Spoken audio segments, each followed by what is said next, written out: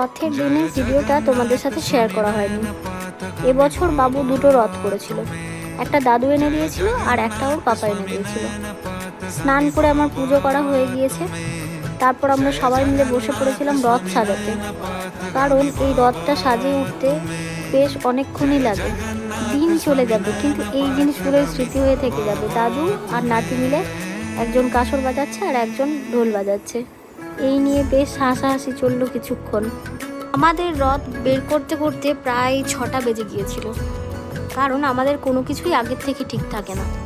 Sudden plan করার জন্য যত গন্ডগোলটা হয়। রথ নিয়ে মেন রোডে গিয়ে উঠলাম, আর ওখানে গিয়ে দেখি এখানকার যে বড় রথটা সেটাও চলে এসেছে। তাই বড় রথের দড়িতে একটু টান মেরে এলাম, তারপর রথ নিয়ে বাড়ি ফিরে গিয়েছিলাম। আমার ভিডিও তোমাদের ভালো লাগুক চাই না লাগুক, চ্যানেলটা সাবস্ক্রাইব করতে মোটেও ভুলো না। টাটা।